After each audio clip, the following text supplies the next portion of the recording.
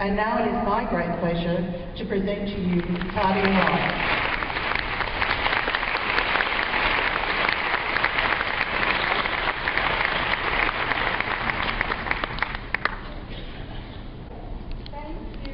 So much. Aloha kako. Aloha nai. Welcome, welcome to Hawaii. And you've gotten an opportunity to experience a little bit of Hawaii, but there's so much more. You've all heard the word aloha thrown around, used, misspoken, misstated. You're going to learn what aloha really means today. You know, I typically work with business leaders all around the world, different types of leaders. I rarely get to speak to a nonprofit member organization like Quota International. So this is really a special day for me in so many ways.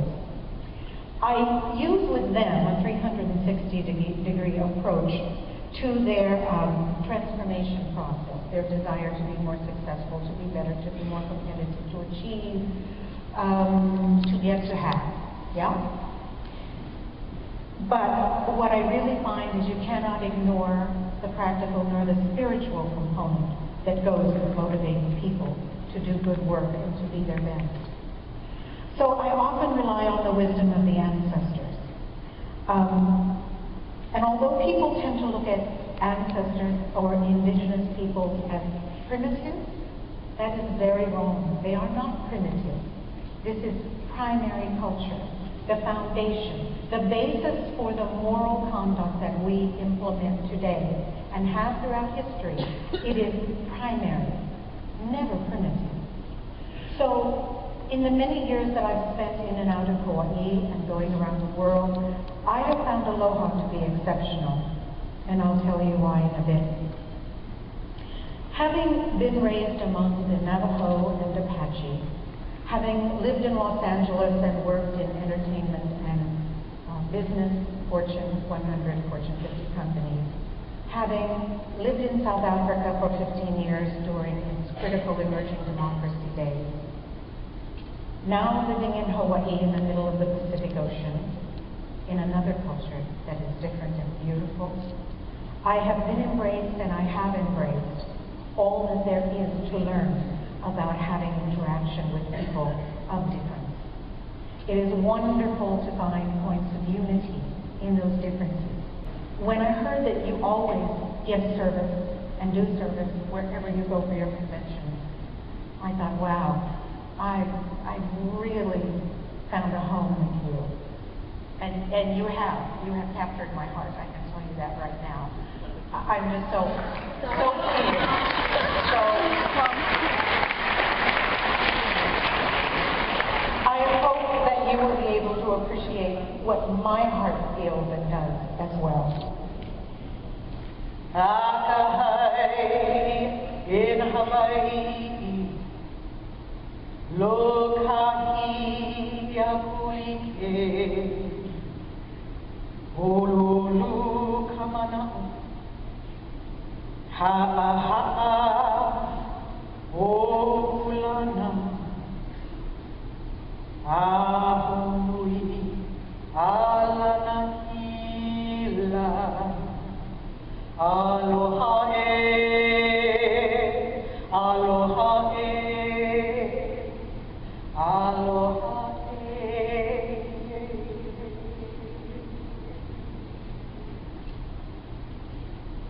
The chant I just expressed is the reflection of what I've been learning for many years about aloha. The deeper meaning of it has enriched my life and empowered me, and I hope it will do that for you today as well. So I appreciate the opportunity to share it with you, because the aloha spirit has everything to do with relationships, ethics, integrity, productivity, and service. Let me provide a frame of reference and context for you. This is the woman behind the aloha spirit, Pilahi Paki, otherwise and lovingly known as Auntie Pilahi. She was one of Hawaii's best-loved poets, philosophers, linguists, lyricists. She was an author. She was a kumuhula, a master of the dance. She was a cultural rights activist. She was a treasured kupuna, an elder, a spiritual leader, and she was the keeper of Hawaii's ancient secrets. She was born in 1910 on the island of Maui and raised with a generation of Hawaiians who still practice the old ways. Her childhood allowed her the freedom to practice that knowledge, and yet she couldn't escape the collective influences that were surrounding her. She had to have felt the lingering pain of the loss of Hawaii's kingdom, the loss of a king and a queen, and the end of their royal line and monarchy in a very, very regrettable takeover. That happened just 10 years before she was born. And so she still had those issues with her parents and grandparents and those elders and adults who surrounded her.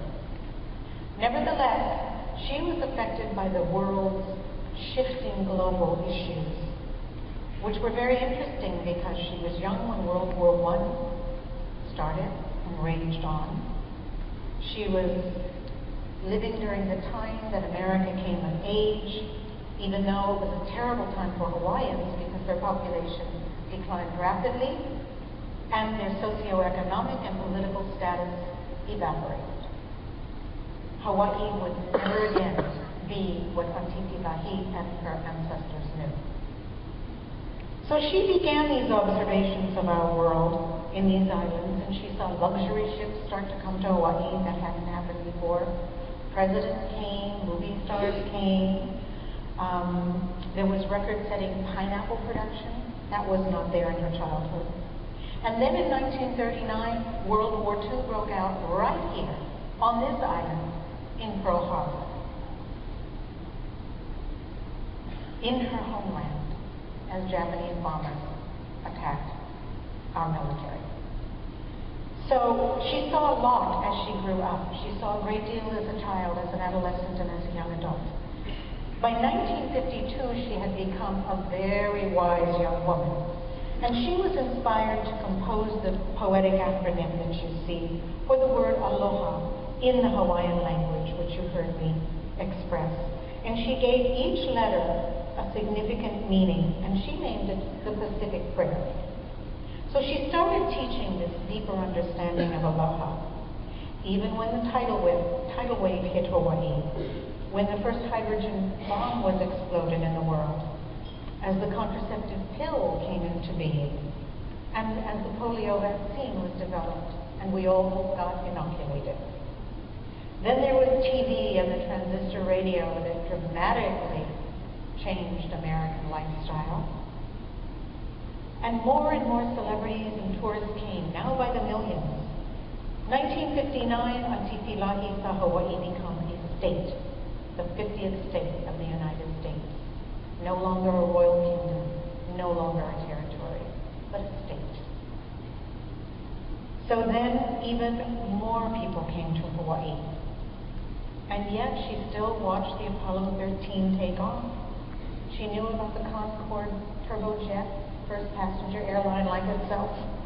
She knew about Watergate when it rocked America, scandal. And she still continued to teach the deeper meaning of Aloha. It would not be until 1970 that she would share her Pacific Prayer publicly when she spoke at a major, extraordinary, futuristic event held at the University of Hawaii.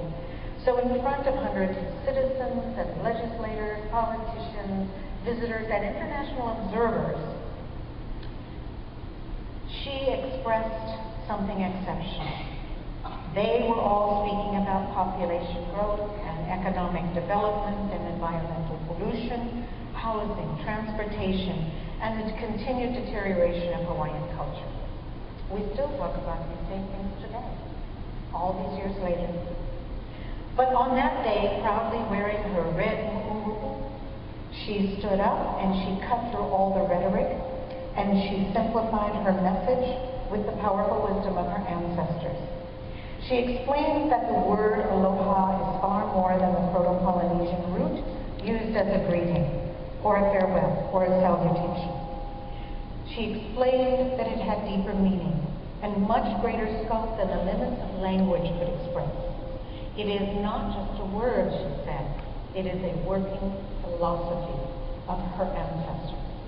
And they bequeathed it to her in its fuller meaning, and she was now ready to share it with the public. So I will teach it in any context I can, and anywhere and every way. So as you remain in Hawaii, please take it into your heart, whether it's a day or a few days or a week or when you return, and learn to re-perceive what aloha is to you. Because as you can see from the handout, it is these 5 things. Have you all learned any Hawaiian this week? A little bit? Okay. Say it with me. Akahai. There, you know some Hawaiian already. Kindness. Lokahi. Unity. Olu olu. Now that's a global spell, what we call a peanut. Olu olu. Agreeable. Ha'a ha'a.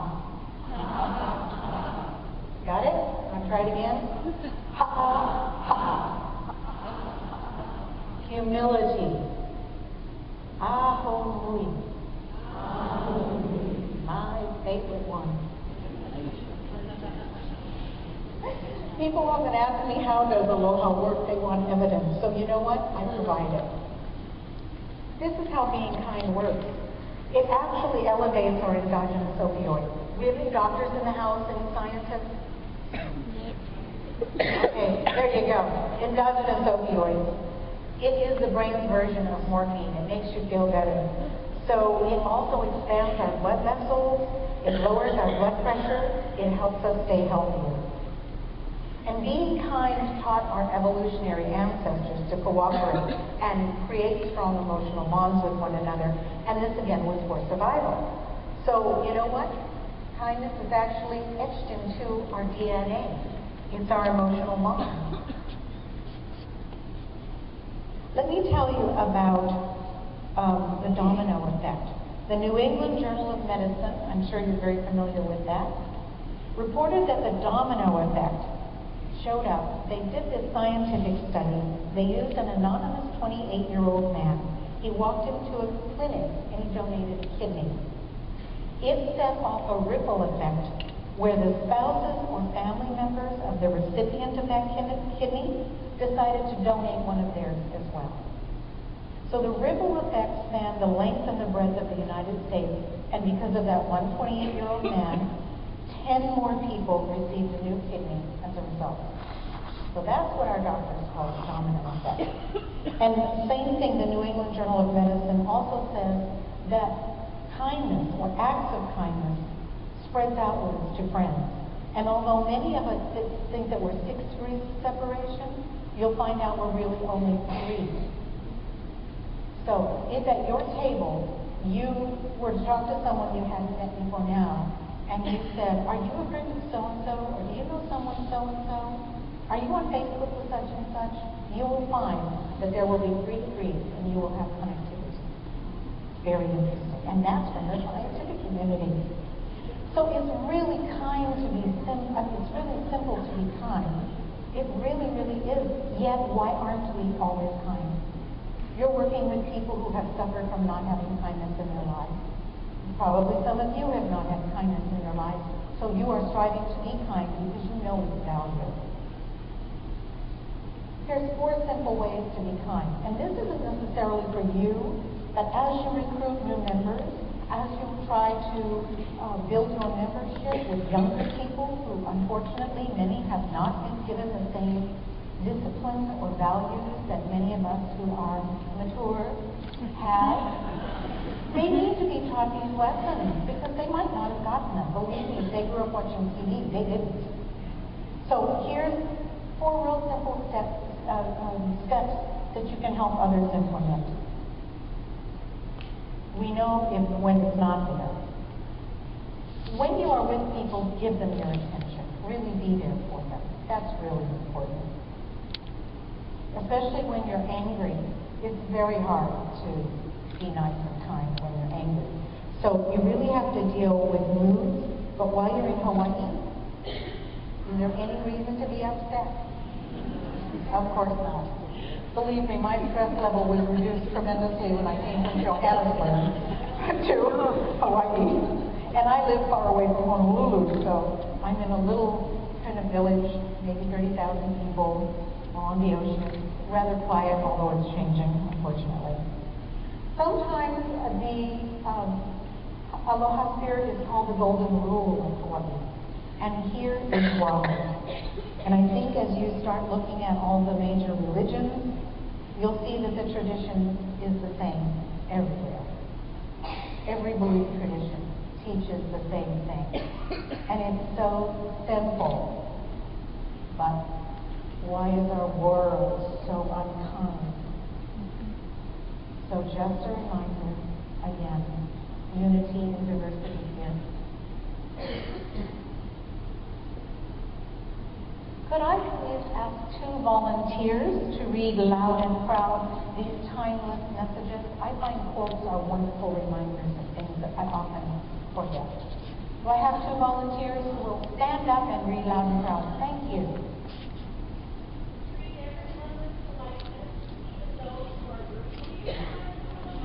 Oh yes, there's a mic right here. Both of you can come to the mic. Please, that's wonderful. See, they're the first. They're brave. These are strong women. All right. Treat everyone with politeness, even those who are rude to you. Not because they're nice, but because you are. Kindness is more than deeds. It is an attitude, an expression, a look, a touch. It is anything that lifts another person. Mahalo. Now, lokahi apulike, unity, expressed with a feeling of harmony. You may be asking, why is unity important? Well, what does unity look like? What does it feel like? What are the results of being united? And what does it have to do with service or productivity? These are the reasons we need unity.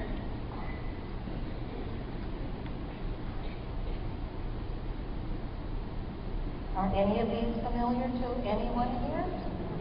Raise your hand if you have ever felt or know anyone who has felt these feelings. Almost everyone in the room. This is why we need unity in our society, in our families, in our work environments. Everywhere we go, we do not have it. There are many barriers to unity. Finding the unity and diversity, though, is really key, and Aloha fosters that.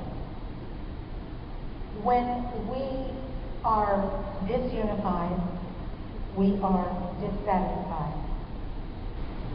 We are in an uncomfortable environment. When you feel any of those descriptions, you feel uncomfortable.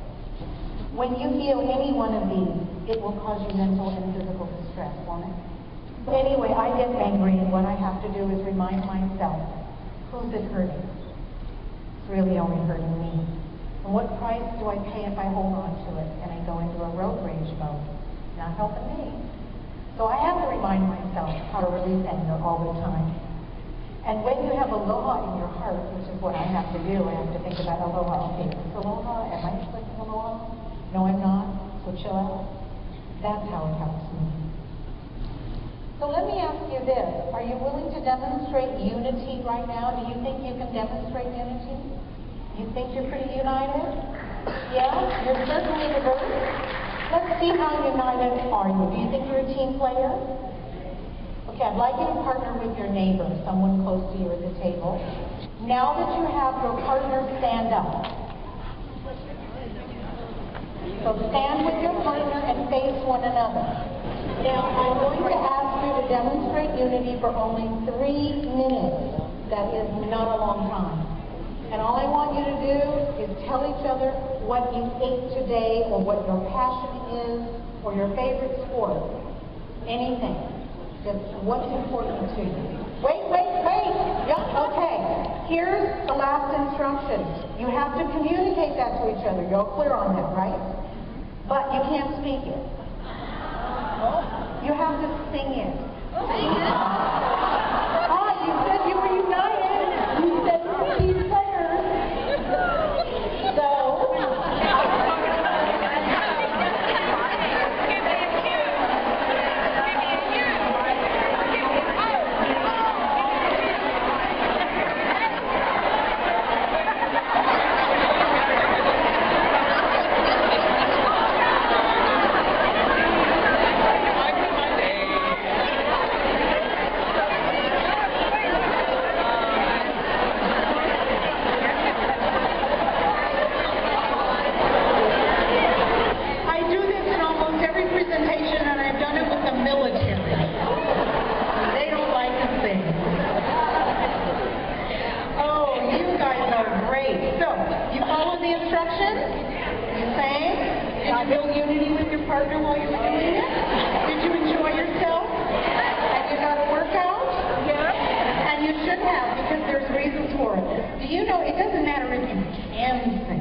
what matters is that when you sing, and it's not a competition, it's good for your mental and physical health and emotional health. It is an emotional relief, it's a physical relief, and who sings in the shower, you all ought to know this, it increases your oxygen intake, so it de-stresses your mental tension. You felt happy, it increases your feelings of happiness. It strengthens your lungs because you give them a workout. It tones your abdominal muscles, ladies. We all need them. And it gives us strength, our core strength, and our immunity. And it stimulates circulation, strengthens our immune system. And do you feel energetic? It creates energy. So when people sing together, they're unified. And look at how it made you feel today. And if you do it enough, you can look like we're doing that.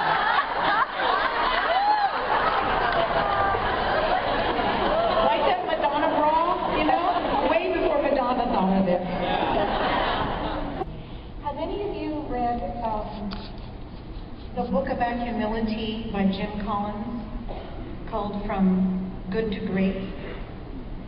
Very interesting. He's an American business consultant, and he really wanted to know what makes some companies and organizations make that leap from just being good to really being great. Sold over 3 million copies, 35 languages. His researchers studied so many organizations, executives, lots of interviewees. Only 11 came from good to great in all of the American companies. And this is what he found. Great leaders have these attributes. So you're a great leader, each one of you. So you want to ensure that you have these attributes. And I'm sure you do. Others that don't, this is what they need to learn. You can be the exemplar for them. They can emulate you when you express these behaviors. So this makes it very easy to know what it takes. You want joy in your life? You have to learn to be grateful. Every night I try before I fall asleep to think about all the good things that happened to me in the day so I can remind myself to be grateful and not go focusing on the bad things that happened all day long. It helps bring joy into life. Our last A in Aloha is Aho Nui, my biggest challenge. Patience. This is how I feel.